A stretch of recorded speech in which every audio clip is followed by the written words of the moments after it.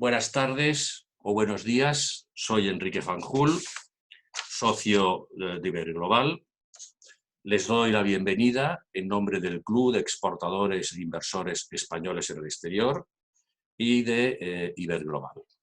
El Club de Exportadores, para aquellos que no lo conozcan, es una asociación privada, multisectorial, cuya finalidad es representar y defender los intereses de las empresas españolas que tienen actividad internacional. El club tiene, digamos, un número importante de empresas que tienen un peso en la actividad internacional de la economía española muy notable. Podemos decir, a grosso modo, que la facturación de las empresas del club representan en torno a un 20% del PIB de España. Y sus inversiones en el exterior, las inversiones en el exterior de empresas que son miembros del club, representan en torno al 40% del stock de inversión directa española en el exterior. En cuanto a Iberglobal, somos una empresa que lleva ya funcionando cerca de 20 años y que tenemos básicamente tres tipos de actividades, lo voy a decir muy brevemente, ¿no? Tenemos varias webs, iberglobal.com, iberchina.org, dedicada a temas de China, y spainglobal.com, dedicado a temas de España. Tenemos también una actividad de formación online, que ha sido importante desde siempre, y tenemos también una actividad de consultoría, sobre todo en temas de estudios sobre internacionalización.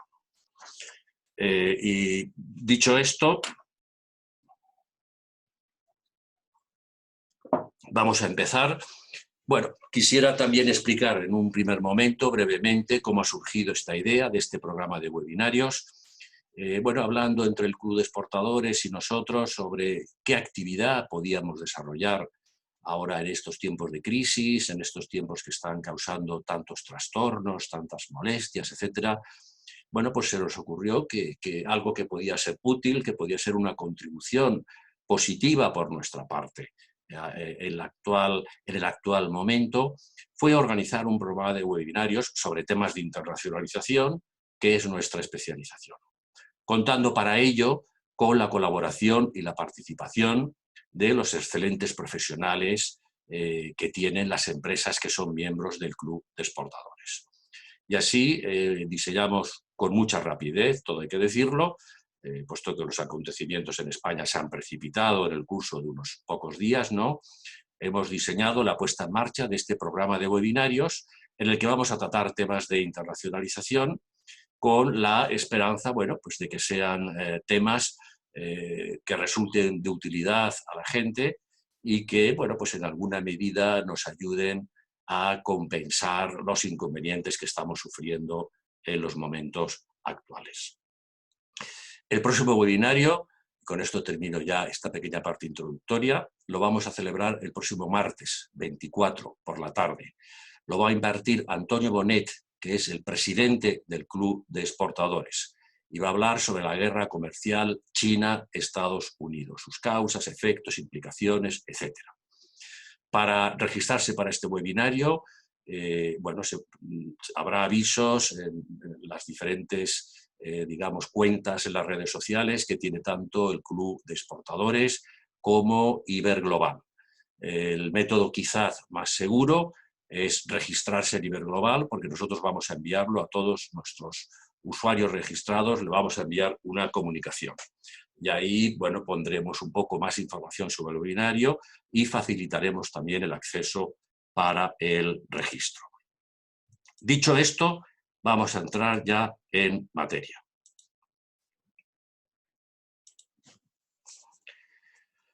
Bueno, el objetivo de mi intervención, que voy a intentar que dure en torno a unos 30 minutos, es decir, dejando un poco de tiempo pues esto para que haya preguntas, es hablar sobre nuevas tendencias, algunas de las principales nuevas tendencias que se están produciendo en la globalización, a nivel internacional y a nivel también español. Aquí tienen ustedes un pequeño índice de los temas que vamos a tratar. En primer lugar, ver cómo efectivamente se está produciendo un proceso de desglobalización, ver cuáles son las causas por las cuales se produce ese proceso de desglobalización. En tercer lugar, ver también algunos cambios estructurales importantes que se están produciendo en la globalización.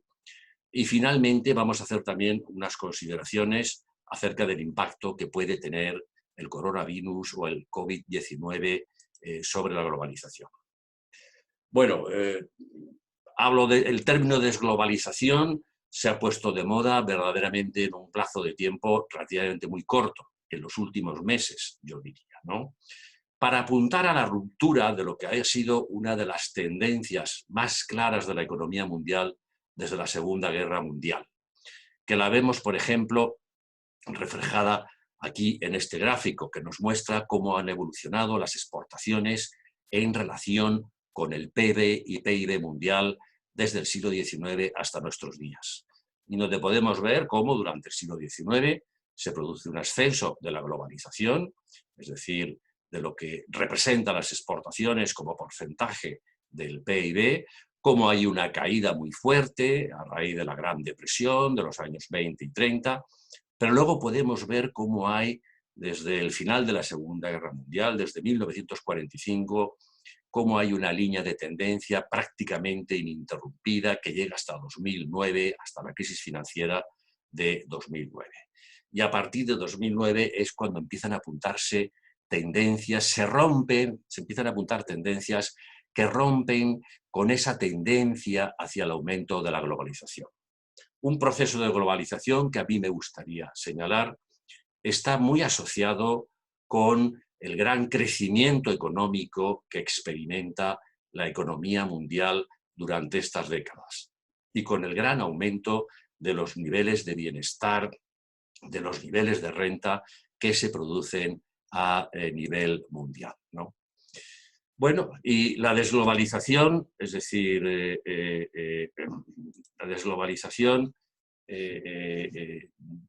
se ha empezado a producir bueno, después, digamos, de una caída en 2009, a raíz de la crisis, ¿no?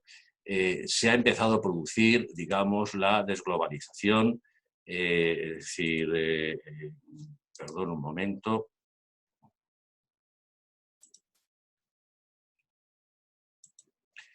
Se ha empezado a producir, digamos, a intensificar este proceso de desglobalización. Hace unos días publicaba la OCDE su Economic Outlook, el Interim Report, un report provisional, en el cual señalaba que en 2019, por primera vez desde 2009, se ha producido un descenso en el volumen de comercio internacional, ¿no? También la inversión extranjera directa, si quisiéramos decir, bueno, los dos grandes flujos tradicionales que ha habido en la economía internacional, el comercio y las inversiones, si nos fijamos en la inversión extranjera directa, también ha habido un descenso en estos últimos años. Este gráfico, que está sacado del informe de la OCDE que he mencionado antes, nos muestra claramente cómo a partir de 2017 se produce una tendencia al descenso, al decrecimiento en las tasas de crecimiento de una serie de flujos. En primer lugar, en azul es el comercio global de mercancías, pero luego también las otras gráficas nos muestran claramente cómo hay una tendencia a la desaceleración, a la caída de las tasas de crecimiento de transporte aéreo, marítimo, por contenedores, etc. Este gráfico, que corresponde también a un informe publicado por la UNCTAD muy recientemente. La UNCTAD es probablemente la fuente de información más importante que hay sobre la evolución de las inversiones extranjeras directas, ¿no? Publica anualmente lo que se llama el World Investment Report, que recoge las estadísticas sobre la evolución de inversiones extranjeras directas. Ahí podemos ver también, es decir, están recogidas en billones en inglés, es decir, en miles de millones, ¿no? La evolución de las entradas de inversión extranjera directa por grupos de economía. Está también arriba del todo, la gráfica gris corresponde al total mundial, y podemos ver cómo desde 2015 se produce una tendencia al descenso. La UNCTAD acaba de publicar también, hace unos días, como mencionaba antes, un avance de los datos de 2019, que muestran también una ligera disminución, es decir, un estancamiento, ligera disminución de un 1%, lo podemos ver ahí en el gráfico, de digamos, de los flujos de inversión extranjera directa. Y es especialmente destacado señalar que estas entradas de inversiones extranjeras directas han afectado sobre todo a los países desarrollados y mucho menos a los países emergentes, que incluso han crecido, bueno, o se han estabilizado, digamos, ¿no? Pero como podemos ver abajo, por ejemplo, en el caso de la Unión Europea, las entradas de inversión extranjera directa han disminuido un 15% en 2019, según las estimaciones de la OCDE. Bueno, es decir, la siguiente pregunta que nos podemos hacer es, bueno, ¿cuál es la causa cuál es la causa de la desglobalización, ¿no? Perdonen un momento, aprovecho para ver el chat, a ver si hay algún comentario importante. No oigo nada, dice alguien. Bueno, tiene que ser algún problema particular, digamos, de problemas con las conexiones, ¿no? Lo que sí quería decir, porque he visto que algunos han intentado abrir sus cámaras, hago un pequeño paréntesis, por favor, que no intenten abrir las cámaras por el motivo que señalé anteriormente. No podemos interactuar todos, digamos, es decir, no podemos interactuar todos hoy en día, dada la cantidad de personas que están participando en el webinario. ¿Qué causas podemos apuntar? Perdón, yo bebo mucho en mis intervenciones en clase, no sé muy bien por qué. ¿Qué clases podemos apuntar, qué causas podemos apuntar para este proceso de desglobalización al que me estaba refiriendo? Proceso de desglobalización que podemos definirlo como una reducción en general en los flujos internacionales en el mundo. Bueno, yo distinguiría 5 causas principales, ¿no? En primer lugar, la desaceleración económica, eso está claro y no hace falta que profundicemos ahí más, ¿no? Se ha producido una desaceleración económica en estos últimos años y esto, lógicamente, bueno, pues afecta, como es lógico, a los flujos de comercio. En segundo lugar, el ascenso del proteccionismo. Perdón, eso es una tendencia muy clara. Estamos viviendo en los últimos años una gran ofensiva contra el multilateralismo, una gran ofensiva contra el libre comercio, a pesar de que, como dije antes, como yo pienso, bueno, pues la globalización, el comercio exterior, las inversiones exteriores, los flujos internacionales en general, han sido uno de los motores fundamentales del crecimiento económico y del bienestar en las últimas décadas. Pero, perdón, liderado sobre todo por el presidente Trump de Estados Unidos, está claro que desde hace unos pocos años estamos asistiendo en el mundo a un claro aumento de las tendencias proteccionistas. En tercer lugar, se está produciendo también una regresión en las cadenas globales de valor. Las cadenas globales de valor han iniciado un proceso de pérdida de importancia. Las cadenas globales de valor, que como yo creo que todos sabemos, significan la fragmentación de los procesos de producción en localizaciones distintas, en localizaciones geográficas, para aprovechar las ventajas competitivas de estas localizaciones. En primer lugar, las ventajas salariales, los menores salarios en determinados países, ¿no? Las cadenas globales de valor se han expansionado con mucha fuerza desde principios de los años 90, ¿no? Bueno, pues gracias a varios motivos, gracias a que han disminuyeron a partir de ese momento las barreras al comercio, disminuyeron los aranceles, disminuyeron otro tipo de barreras, ¿no? Lo cual facilitaba pues, el comercio entre unos países y otros y por tanto facilitaba el comercio de los bienes intermedios que se fabricaban en un país y se enviaban luego a otro país para continuar con el proceso productivo. También se ha visto facilitada las cadenas globales de valor por las mejoras en los transportes, las mejoras en las comunicaciones, por Internet, porque es mucho más fácil ahora comunicarse por email, a través de herramientas como la que estamos utilizando hoy nosotros, ¿no? Es decir, de conferencia online, etc. Pero, como decía, desde hace 2, 3, 4 años se percibe una cierta regresión en las cadenas globales de valor. ¿Por qué? ¿Cuáles son los motivos? Bueno, yo apuntaría de entrada a dos. Uno, el proteccionismo. Es decir, el proteccionismo, lógicamente, al aumentar los aranceles, al encarecer los bienes importados en un país, pues lógicamente constituye un incentivo en contra de la deslocalización. Porque si yo deslocalizo, si yo instalo una fábrica en China y soy una empresa estadounidense, estoy poniendo un ejemplo quizás un poco extremo, lo que sé es que voy a tener que afrontar ahora unos aranceles mucho mayores sobre los productos que fabrique o que subcontrate su fabricación en China. Y por tanto las ventajas de deslocalizar se van a reducir. Y por otro lado, un segundo factor muy importante ha sido el aumento del nivel de vida en los países en desarrollo.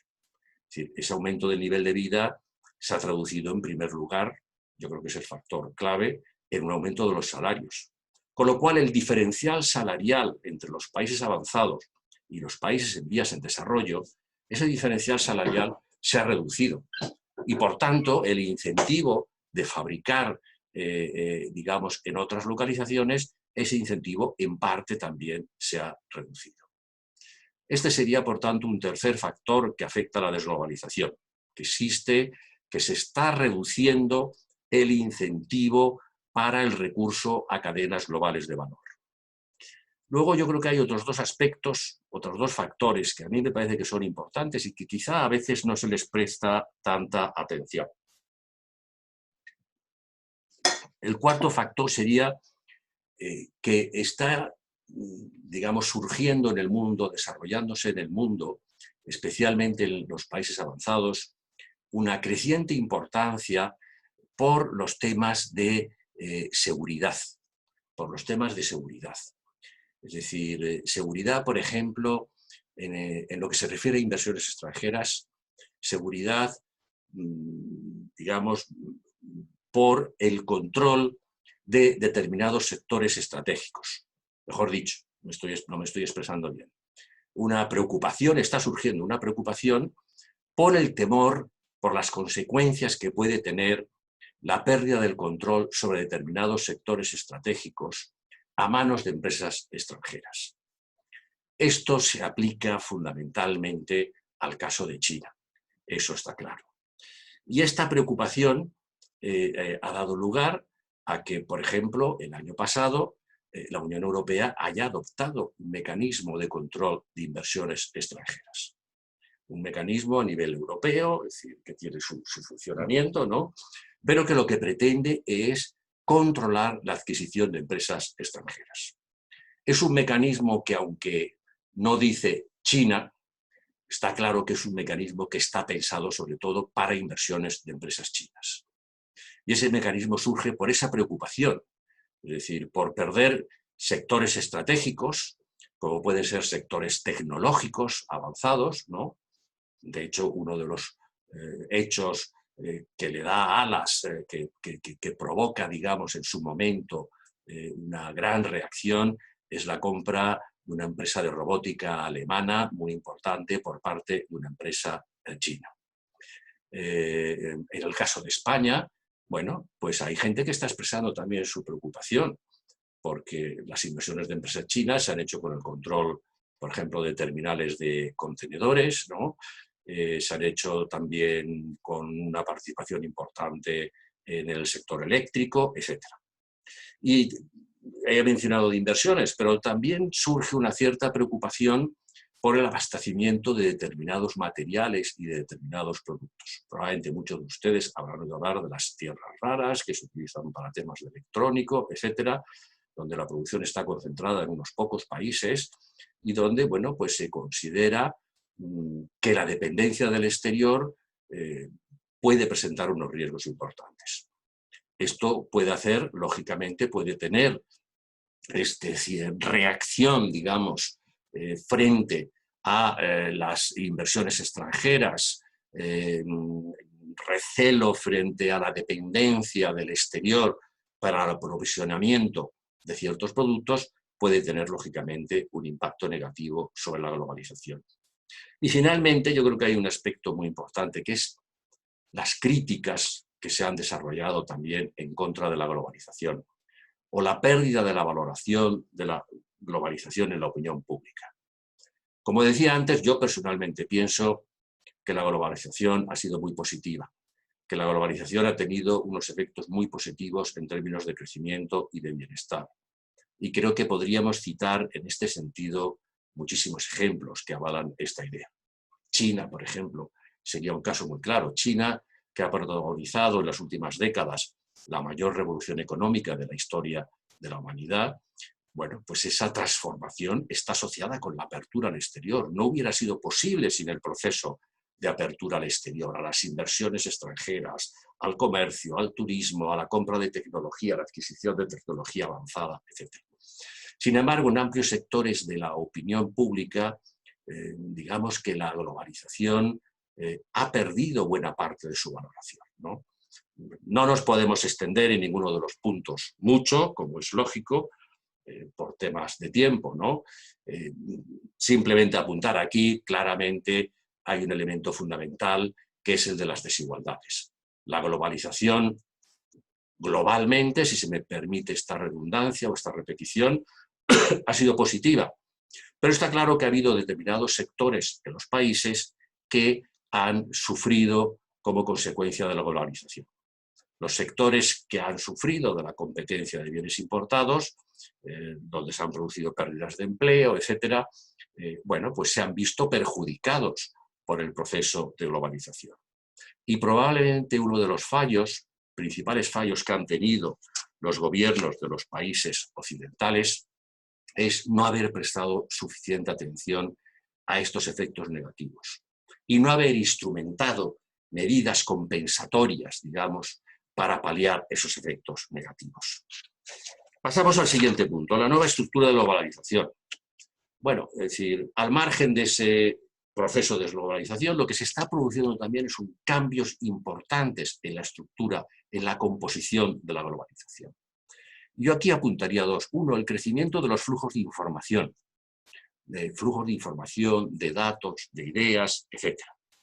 Este gráfico de aquí es muy ilustrativo, está sacado de un estudio muy importante que publica DHL, la empresa de mensajería, que se llama el Global Connectedness Index, que lo preparan varios profesores de escuelas de negocios, entre ellos un profesor del IES, Pankaj Hemawat, que es un profesor bastante conocido, y también profesores de la Stern School de la Universidad de Nueva York.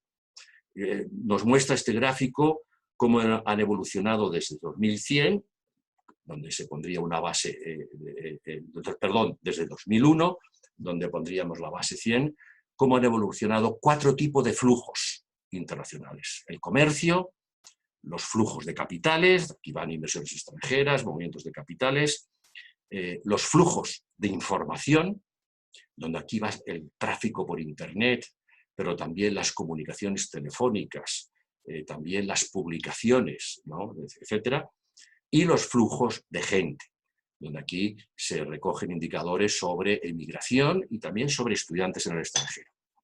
Y podemos ver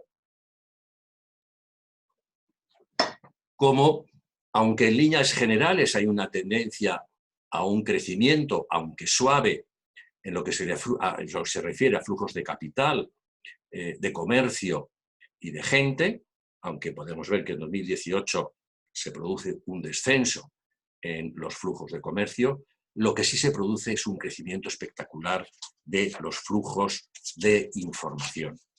Y este es uno de los rasgos, yo creo, que va a marcar también en el futuro la evolución de la globalización. Y luego un segundo elemento en la estructura, en estos cambios en la estructura de la globalización, que creo que es muy importante, es el fuerte crecimiento de los servicios.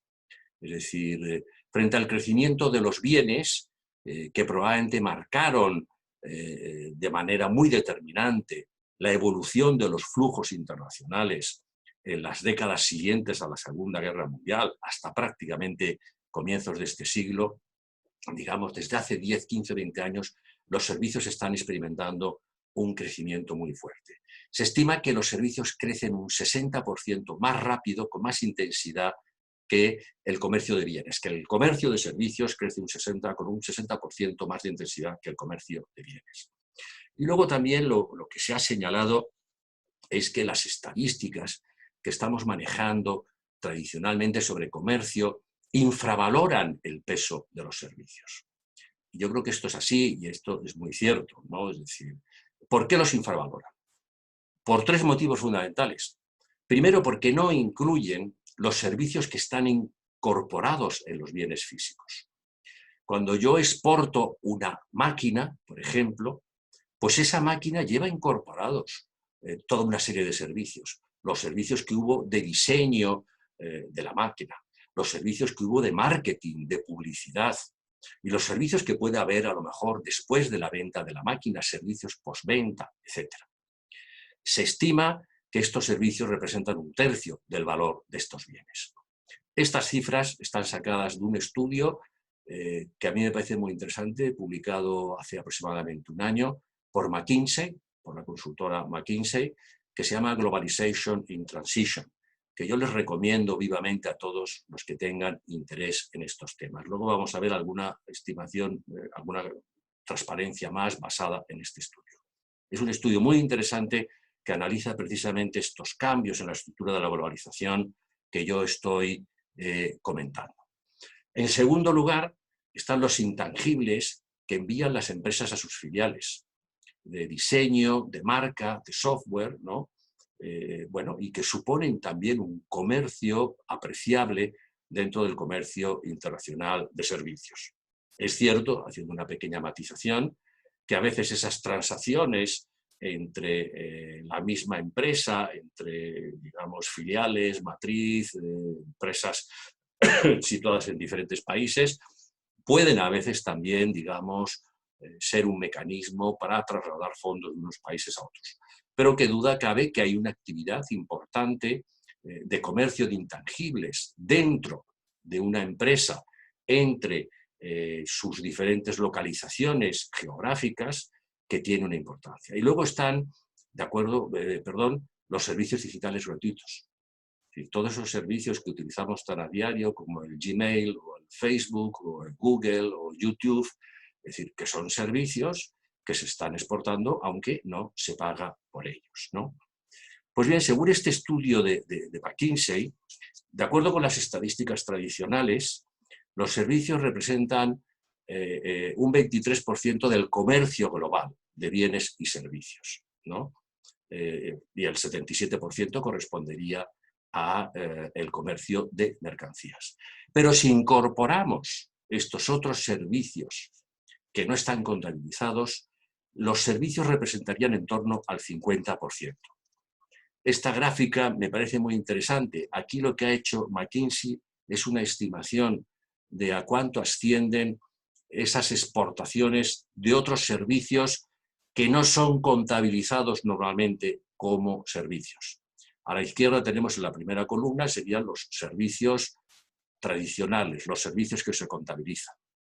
5,1 trillones, trillones en inglés, sería billones en español, ¿no? Es lo que habrían representado en el año 2017. Pero fíjense ustedes que los servicios que están incorporados en los bienes representaron 4,3 trillones, es decir, en el año 2017. Los intangibles suministrados a filiales, 0,8, y los servicios que cruzan las fronteras gratuitamente, 3,2. Y en las dos columnas de la derecha tenemos los totales. Y los totales nos muestran que el valor ajustado del comercio internacional de servicios fue en 2017 ligeramente superior al valor del comercio de bienes. Bueno, es decir, y ya entramos en la última parte de la intervención.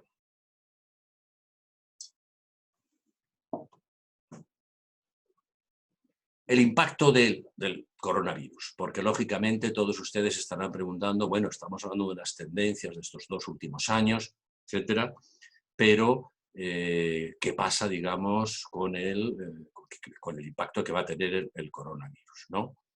Yo creo que aquí tenemos que diferenciar entre 2 tipos de impactos. Bueno, a corto plazo, yo no me voy a referir a ellos, ¿no? Pues me voy a referir muy poco, ¿no? A corto plazo está claro que el impacto está siendo enorme, ¿no? El coronavirus ha supuesto un shock tanto de oferta como de demanda. Es decir, ¿cuánto tiempo, qué intensidad va a tener este impacto a corto plazo? Bueno, va a depender de lo que dure la pandemia, del tiempo que logramos, del tiempo que tardemos en controlarla. Yo ahí no puedo hacer previsiones, solamente puedo desear y esperar bueno, pues que se pueda controlar, digamos, lo antes posible. Pero yo creo que a medio y largo plazo el coronavirus va a tener también un impacto importante sobre la globalización. Es decir, aunque pase la crisis dentro de unos meses, aunque en el verano, después del verano, se recupere la actividad normal, creo que el coronavirus va a tener un impacto significativo a medio y largo plazo. ¿Por qué? Pues yo creo que van a afectar a las cadenas globales de valor, porque el coronavirus lo que va a suponer es que muchas empresas le presten ahora mucha más atención, mucha más importancia a los riesgos que depende para sus inputs, que depende, digamos, que supone, digamos, depender de suministros que proceden de localizaciones muy alejadas geográficamente. Estamos viendo cómo a corto plazo el coronavirus, la disrupción que ha causado las cadenas globales de valor, y aquí nuevamente China es el elemento más fundamental, está provocando que se paralicen fábricas de coches, por ejemplo, ¿no?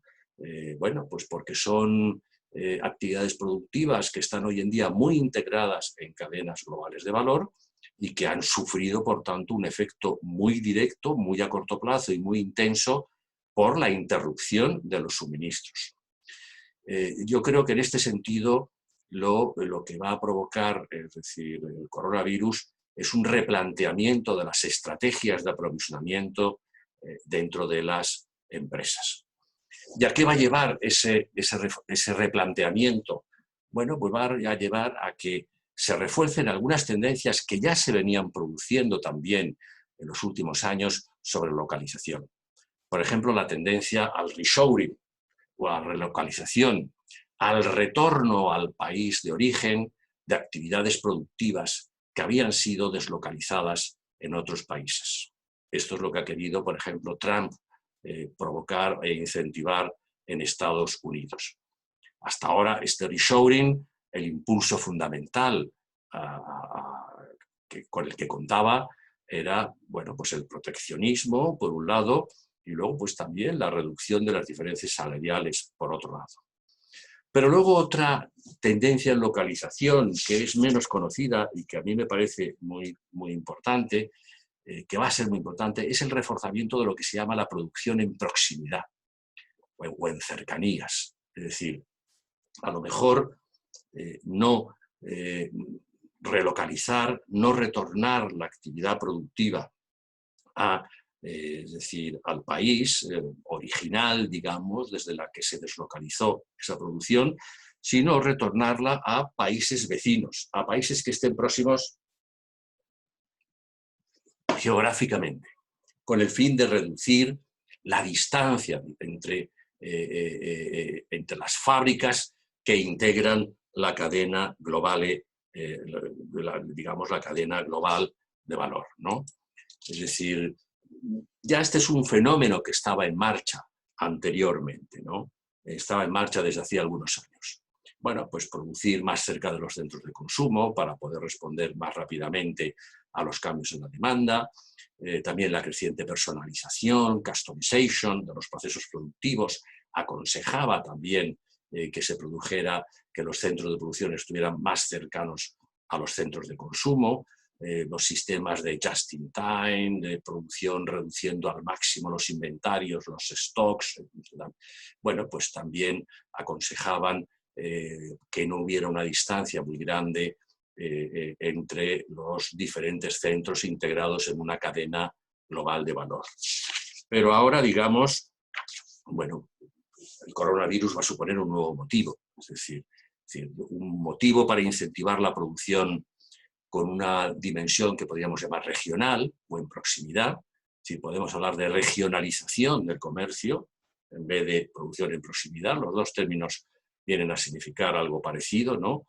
Bueno, pues un nuevo motivo para incentivar esta producción en proximidad es el evitar, es decir, reducir los riesgos por las disrupciones que pueden causar epidemias, como ha sido el coronavirus, pero también otras catástrofes naturales, guerras, otros fenómenos que pueden causar una disrupción en los procesos productivos.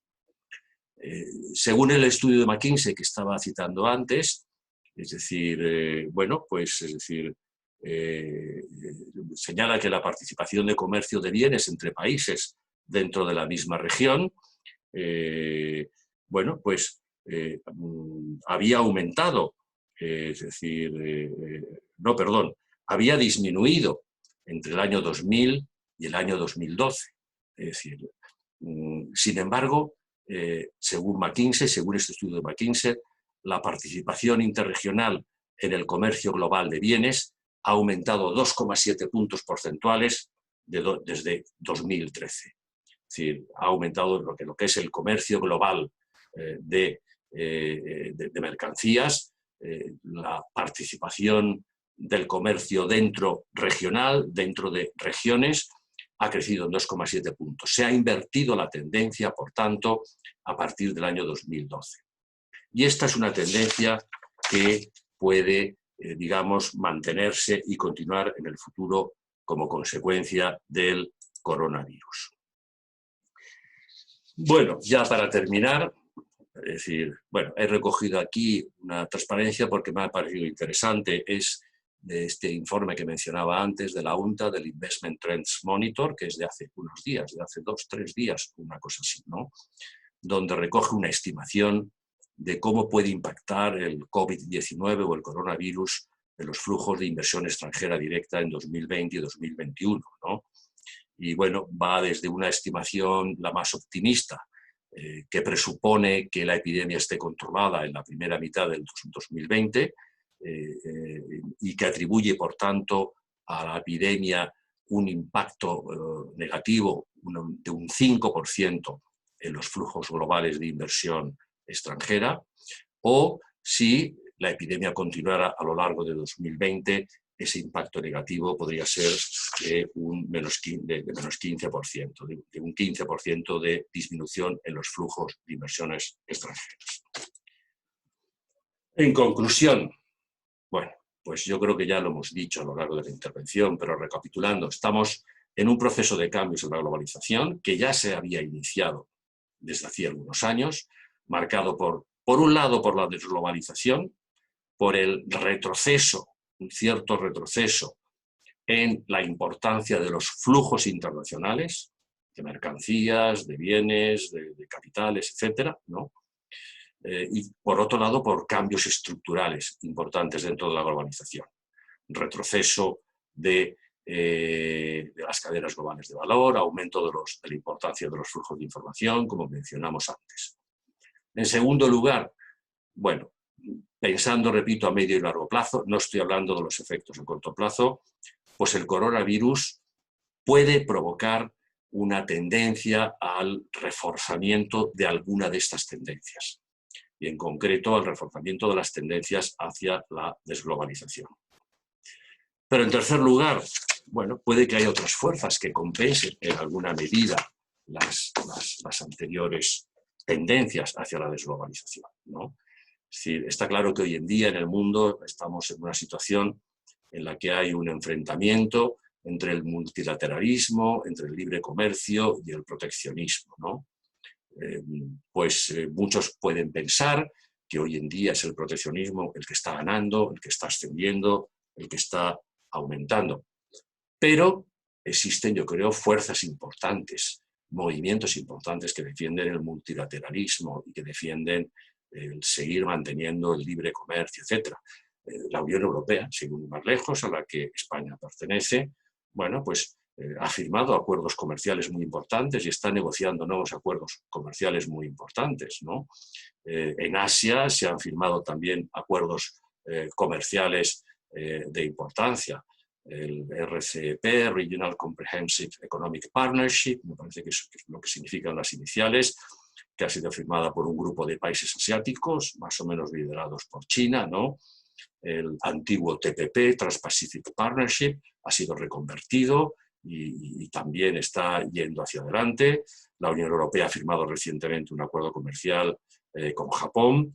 Bueno, entonces, digamos, es decir, lo que quiero decir yo, y con esto ya termino, es que existe una serie de fuerzas contrapuestas. Algunas fuerzas muy importantes, desde luego, porque hoy en día además están lideradas e impulsadas por Estados Unidos, que favorecen el proteccionismo, pero otras fuerzas también que defienden el multilateralismo y el libre comercio.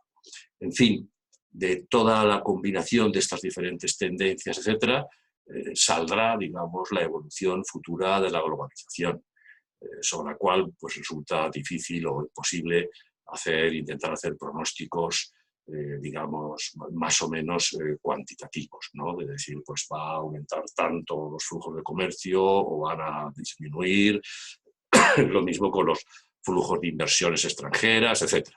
El momento actual, como hemos dicho, bueno, pues es un momento ahora mismo claro de desglobalización, pero eso se puede invertir, puede cambiar en un corto plazo de tiempo. Entonces, es decir, voy a ver si hay algunas preguntas, si hay alguna cuestión. Aquí comenta F. San Miguel, parece que estas fuerzas pueden llevar a acercar las fábricas, pero los mercados, la demanda es global y por tanto se sigue dependiendo de poder salvar las distancias, ¿no? ¿Es posible revertir la idea de mercado global? Bueno, yo creo que, es decir, yo creo que no se puede decir. Yo creo y espero, porque yo, como he dicho antes, creo en la globalización y creo en sus efectos positivos, ¿no? Yo creo que va a haber cambios, que se están produciendo cambios estructurales en la globalización, pero pienso que siguen existiendo, bueno, fuerzas muy importantes en favor de la globalización y del libre comercio, ¿no? Me parece que han tenido una idea. Muchas gracias, ha sido muy interesante. Gracias. Bueno, creo que los organismos públicos de fomento de las exportaciones e inversión extranjera directa deberían actuar y adaptarse. Bueno, es decir, es un tema amplio el que se plantea en la pregunta, ¿no? Es decir, digamos que en el caso, por ejemplo, de España, ¿no?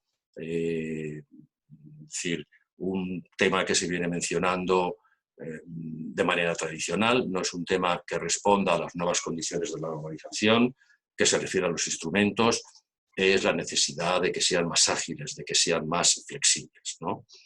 Y esta es una asignatura que seguimos teniendo pendiente, es decir, que parece que existe como una gran dificultad para poder avanzar en este terreno, ¿no?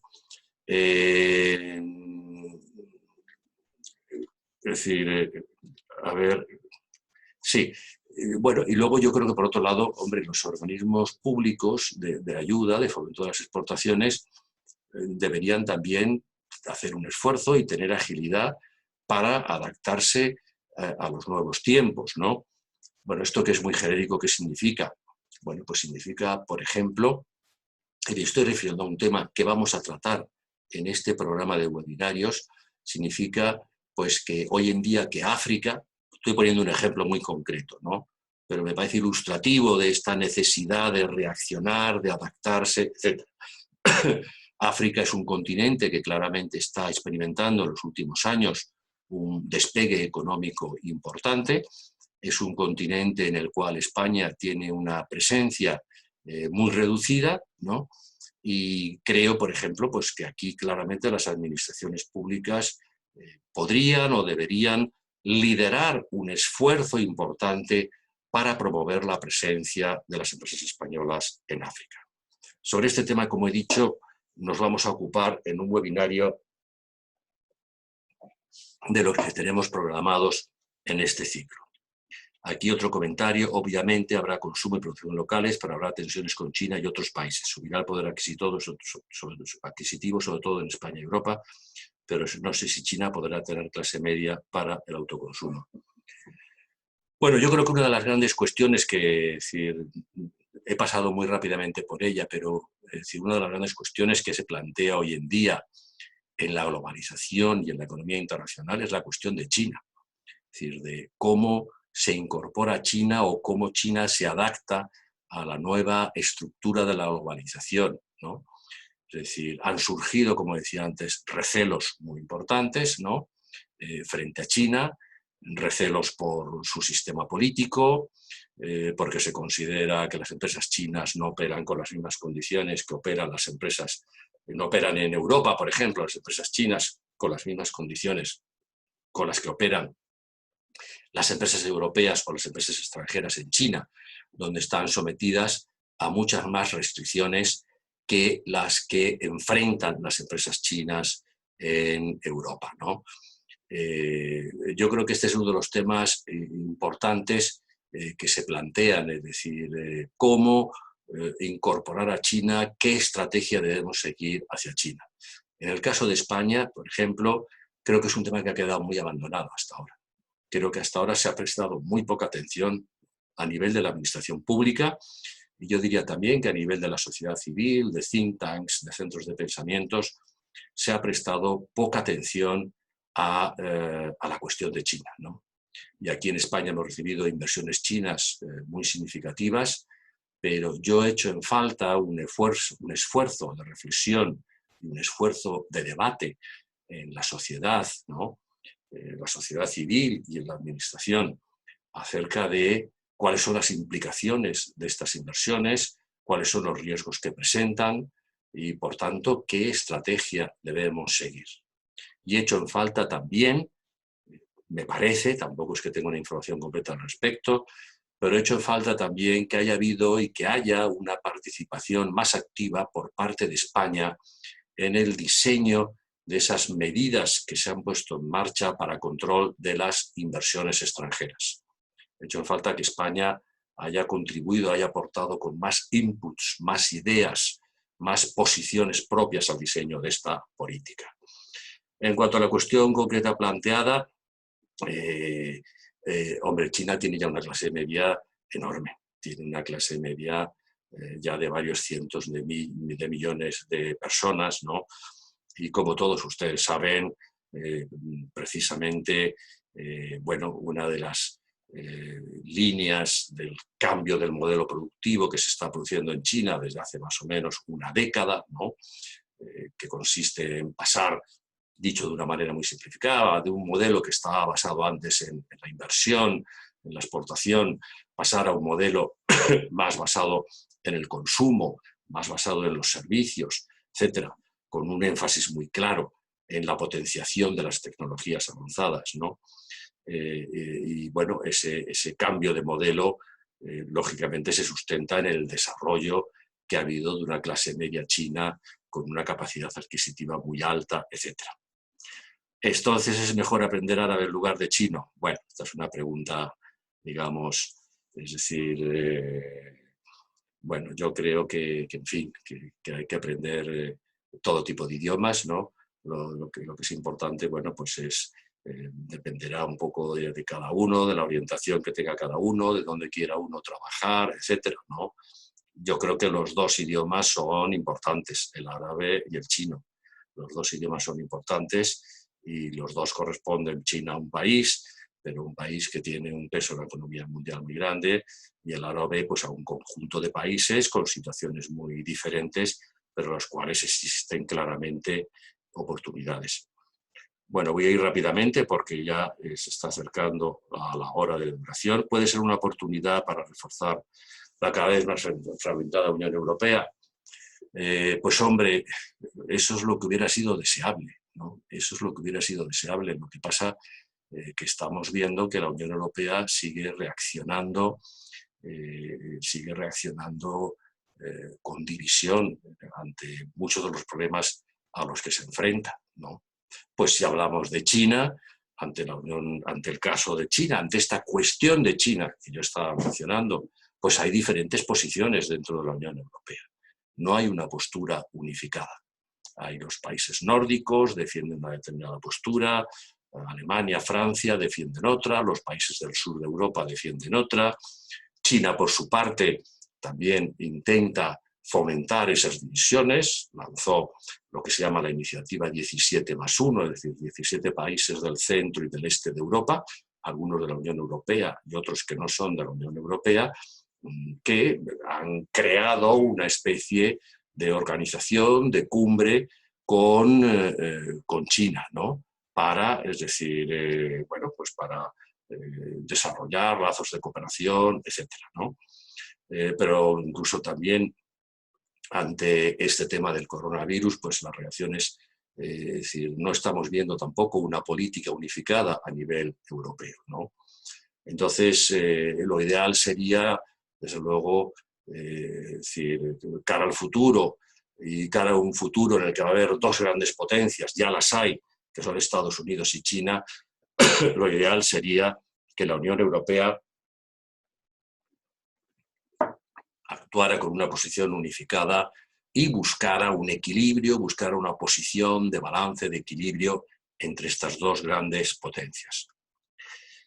Esta idea de la desglobalización también parece ir en línea con la idea de favorecer, medidas contra el cambio climático. Bueno, es decir, yo creo que la desglobalización, es decir, supongo que se refiere el comentario a que al haber menos comercio internacional, menos transporte, etcétera, pues esto va a reducir la contaminación y va a reducir, por tanto, las emisiones de CO2, etcétera, ¿no? Bueno, es decir, qué duda cabe que efectivamente si se reducen los flujos de comercio, los flujos de transporte, eso va a tener un efecto sobre el cambio climático. Pero, repito, vamos a ver qué es lo que pasa. La tendencia a la desglobalización que yo he mencionado antes es una tendencia de estos últimos años, ¿no? Pero vamos a ver qué pasa en el futuro, ¿no? Ha comentado hace un instante, es un acuerdo de la Unión Europea con países asiáticos liderado por China. ¿A cuál te referías? Bueno, hay varios acuerdos, pero el más reciente y el más importante es el acuerdo de libre comercio que ha firmado la Unión Europea con Japón, ¿no? Vamos a ver, algo que también impactará, se impresión 3D, esto que era tanto la producción como la comercialización. Bueno, vamos a ver. La verdad es que ya no podemos seguir porque en principio teníamos previsto que durara entre 30 y 45 minutos el webinario. Ya ha durado una hora, ¿no?